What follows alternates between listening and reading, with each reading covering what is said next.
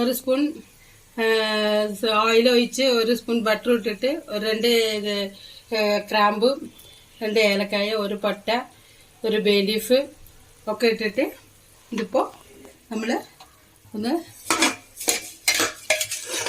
ഇപ്പോൾ 1 കിലോ അരി എടുത്തിട്ടുണ്ട്.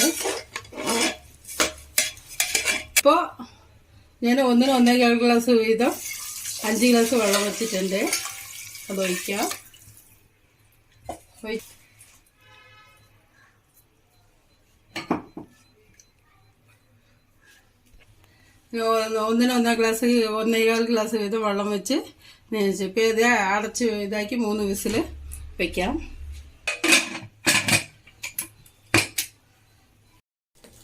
കുറച്ച് എണ്ണ ഒഴിച്ച് ഈ ഉള്ളിയൊക്കെ നല്ല സ്ലൈസായിട്ട് അരിഞ്ഞ് വെച്ചിട്ട് അതൊന്ന് മൊരിച്ചെടുക്കാം.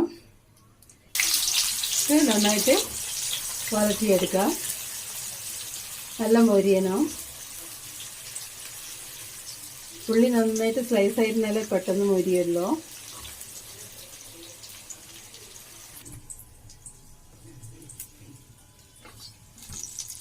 രണ്ട് സ്പൂൺ ഓയിലും കുക്കിംഗ് ഓയിലും ഒരു 2 സ്പൂൺ ബട്ടറും ഇട്ടിട്ടുണ്ട് കേട്ടോ. നല്ലോണം ചൂടാവട്ടെ. അപ്പം നമ്മൾ അരിഞ്ഞ് വെച്ചിരിക്കുന്ന ഓണിയൻ ഇടാം.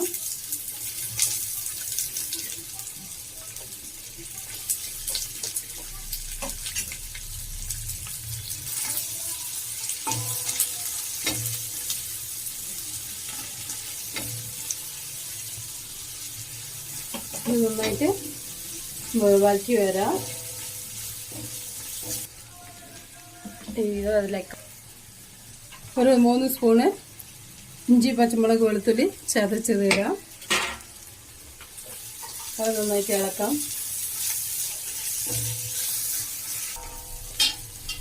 ഇത് നന്നായിട്ട് വഴറ്റി വരുമ്പോൾ നമ്മൾ ബിരിയാണി പൗഡർ ഉണ്ട്. അതൊരു 3 ടേബിൾ സ്പൂൺ.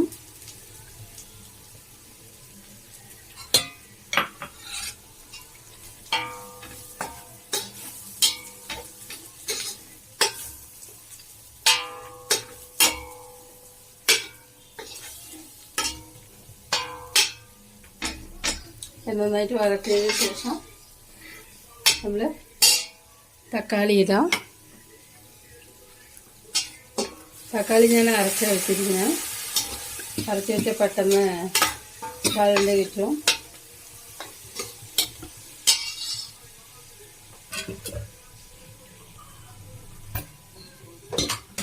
തക്കാളി ഒരു 8-9 എടുത്ത് നന്നായിട്ട് സ്മാഷ് ചെയ്ത് അത് ഇതിൽ മിക്സ് ചെയ്തിട്ടുണ്ട്. ഇത് നല്ലോണം ഒന്ന് തിളയ്ക്കട്ടെ. ഇതിനാവശ്യമായ ഉപ്പിടാം.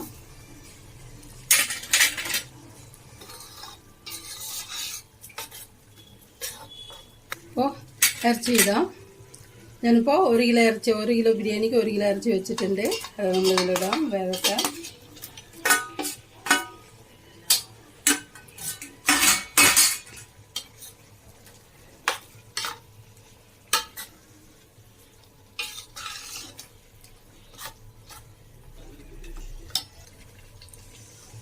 ഇതിനോടൊപ്പം തന്നെ കുറച്ച് ബിരിയാണി ഇല ഇടാം.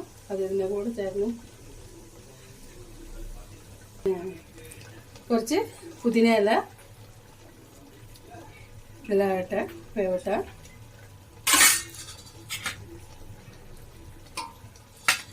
അടച്ച് മൂടി വയ്ക്കാം.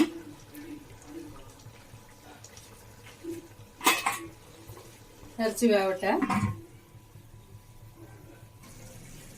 അപ്പോൾ ഇതെല്ലാം നല്ല വെന്തു.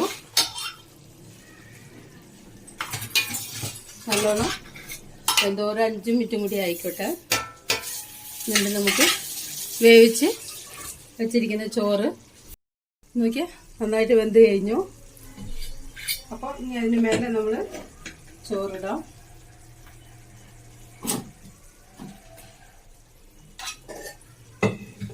ചോറ് നമ്മൾ 1-1.25 ഗ്ലാസ് വീതം വെച്ചിട്ട് അപ്പം മെല്ലെ മേലെ ഇട്ടാൽ മതി കേട്ടോ, ചോറ് അമർത്തൊന്നും പാടില്ല. മെല്ലെ ഇങ്ങനെ ഇട്ട് കൊടുത്താൽ മതി. പിന്നെ മേലെ കുറച്ച് മല്ലിയിലയും പുതിനയും കൂടി തൂവി കൊടുക്കാം.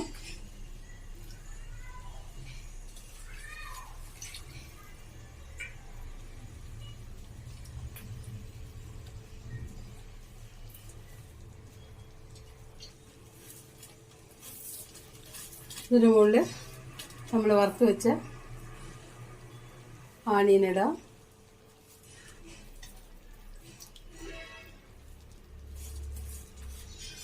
നിങ്ങൾക്ക് കളർ വേണമെങ്കിൽ ഇതിൻ്റെ മുകളിൽ മഞ്ഞളിൽ പാലിൽ മഞ്ഞളിട്ടിട്ട് അത് ഇടാം. ഞാനതൊന്നും ഇടുന്നില്ല. അല്ലെങ്കിൽ കുങ്കുമപ്പൂ പാലിലിട്ടിട്ട് അതും ഇടാം. ഞാനിപ്പോൾ അതൊന്നും ഇടുന്നില്ല, ഇങ്ങനെയാണ് ഇടുന്നത്. അതിനുമേലെ നമ്മൾ വറുത്ത് വെച്ച അണ്ടിപ്പരിപ്പ്,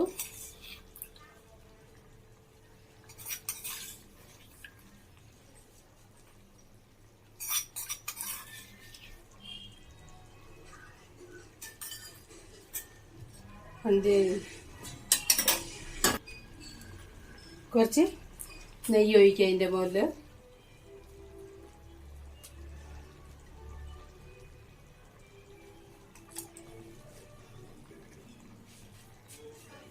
ഒരു 20 മിനിറ്റോളം അങ്ങനെ ദമ്മ് ഇടാം. ചാപ്പാടൊന്ന് സെറ്റ് ആവട്ടെ. അപ്പം നമ്മൾ തുറന്ന് നോക്കാം. ഇതാ ഇപ്പം നല്ല പുക വരുന്നുണ്ട്. ഏകദേശം എല്ലാം റെഡി ആയി കഴിഞ്ഞു. അപ്പോൾ ചാപ്പാടൊക്കെ വെന്ത് റെഡി ആയിട്ടുണ്ടാവും. നമ്മൾ ഇളക്കി സെർവ് ചെയ്യാം. അപ്പോൾ ചാപ്പാട് റെഡിയായി. നമ്മളിങ്ങനെ